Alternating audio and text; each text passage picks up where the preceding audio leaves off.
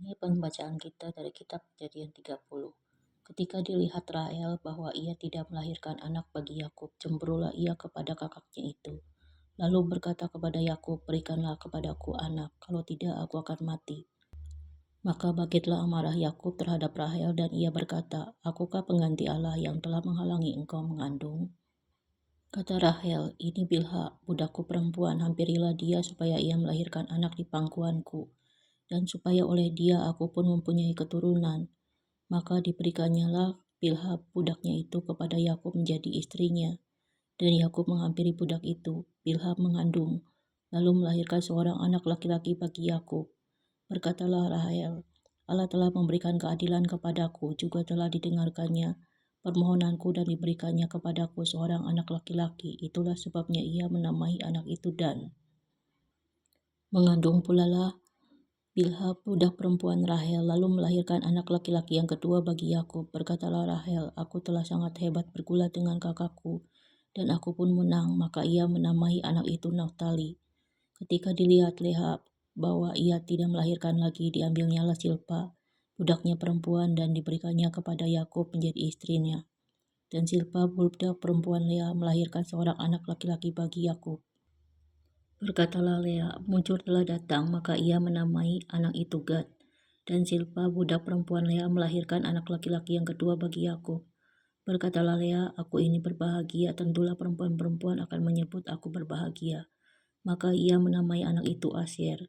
Ketika Ruben pada musim menuai gandum pergi berjalan-jalan, didapatinya lah di padang buah Dudaim. Lalu dibawanya kepada Lea ibunya. Kata Rahel kepada Lea, "Berilah aku beberapa buah dudaim yang didapat oleh anakmu itu." Jawab Lea kepadanya, "Apakah belum cukup bagimu mengambil suamiku? Sekarang pula mau mengambil lagi buah dudaim anakku?" Kata Rahel, "Kalau begitu biarlah ia tidur dengan engkau pada malam ini sebagai ganti buah dudaim anakmu itu."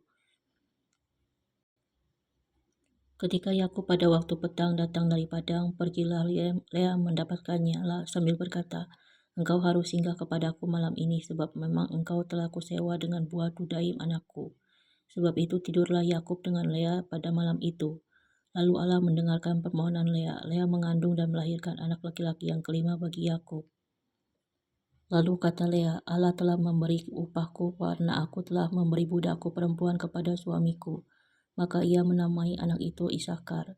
Kemudian Lea mengandung pula dan melahirkan anak laki-laki yang keenam bagi Yakub.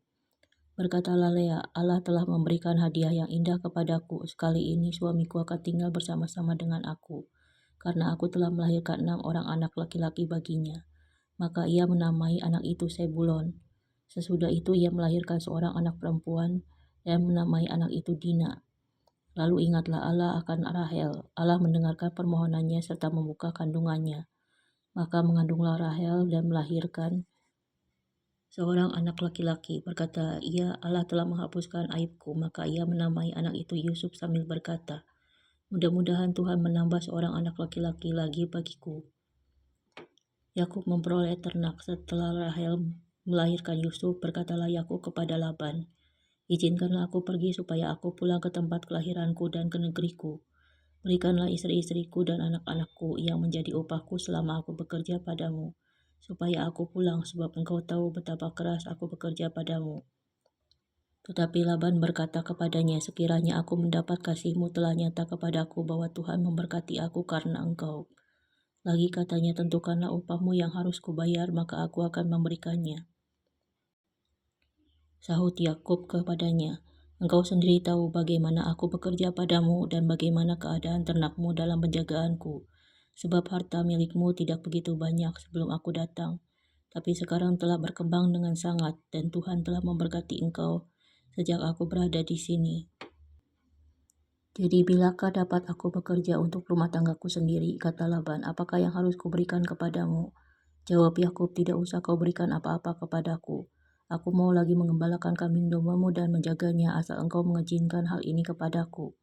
Hari ini aku akan lewat dari tengah-tengah segala kambing dombamu dan akan mengasingkan dari situ setiap binatang yang berbintik-bintik dan berbelang-belang, segala domba yang hitam dan segala kambing yang berbelang-belang dan berbintik-bintik. Itulah upahku, dan kejujuranku akan terbukti di kemudian hari, apabila engkau datang memeriksa upahku. segala yang tidak berbintik-bintik atau berbelang-belang di antara kambing-kambing dan yang tidak hitam di antara domba-domba, anggaplah itu tercuri olehku."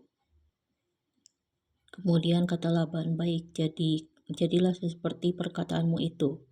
Lalu diasingkannyalah pada hari itu kambing-kambing jantan dan bercoreng-coreng dan berbelang-belang, dan segala kambing yang berbintik-bintik dan berbelang-belang, segala yang ada warna putih pada badannya, serta segala yang hitam di antara domba-domba, dan diserahkannyalah semuanya itu kepada anak-anaknya untuk dijaga. Kemudian Laban menentukan jarak 3 hari perjalanan jauhnya antara dia dan Yakub.